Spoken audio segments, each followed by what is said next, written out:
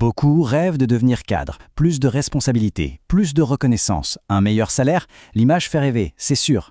Mais derrière ce prestige, il y a souvent une réalité beaucoup plus exigeante qu'on ne l'imagine. Une pression constante, de la mobilité imposée, une charge mentale écrasante et parfois des sacrifices familiaux. Alors devenir cadre, est-ce vraiment une réussite éclatante ou un sacrifice silencieux? C'est la grande question qu'on va décortiquer aujourd'hui. Peut-être que vous vous reconnaissez dans ce dilemme. Beaucoup de candidats et de managers fraîchement nommés vivent ces luttes au quotidien, un peu dans l'ombre. Passer cadre, c'est loin d'être juste une ligne en plus sur un CV ou une simple promotion. C'est un vrai séisme, tant sur le plan professionnel que personnel, et il faut absolument apprendre à le maîtriser. Plongeons tout de suite dans le cœur du sujet avec le fameux mythe du prestige et ce grand choc entre nos attentes et la réalité du terrain. À la base, l'ambition est super noble. À un certain stade de notre carrière, on ne veut plus seulement participer au système, on a ce besoin profond de le transformer. D'un côté, on a donc ce prestige idéalisé, la rémunération qui grimpe, l'autonomie, la reconnaissance. Mais de l'autre, la réalité nous rattrape vite. On parle d'une charge mentale énorme, d'arbitrage permanent à faire dans l'urgence et de la gestion des imprévus au quotidien. En fait, quand tout roule, votre travail est souvent invisible, mais au moindre pépin, la responsabilité vous retombe dessus instantanément. Donc oui, le prestige existe, mais il s'accompagne d'exigences qui peuvent donner le vertige. Ce qui nous amène logiquement à la réalité du terrain, et plus particulièrement à ces sacrifices invisibles et à cette fameuse question de la mobilité. C'est un paradoxe assez fascinant. On prépare souvent le concours avec un acharnement incroyable, on donne tout, mais on se prépare très peu à la vie d'après. Les affectations qui nous éloignent de chez nous, les temps de transport qui explosent, ce sentiment d'isolement quand on prend son poste, c'est toute une organisation de vie qu'il faut revoir.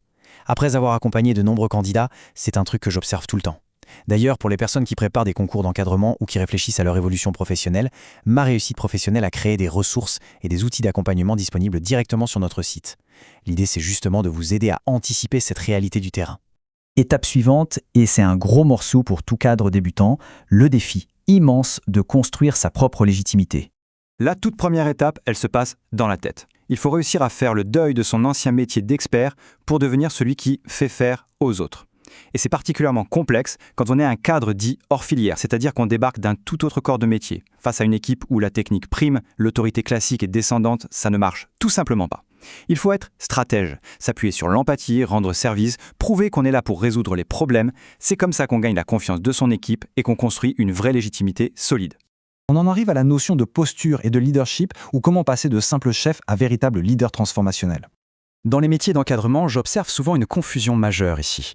Il ne faut absolument plus confondre le rôle et la posture. Le rôle, c'est purement institutionnel. C'est fixer le cadre, évaluer les équipes, faire du reporting. Mais la posture managériale, c'est toute votre attitude. C'est la façon dont vous êtes au quotidien. C'est utiliser votre intelligence émotionnelle pour gérer les craintes de votre équipe. C'est savoir célébrer les réussites et surtout incarner une exemplarité qui donne envie aux autres de vous suivre.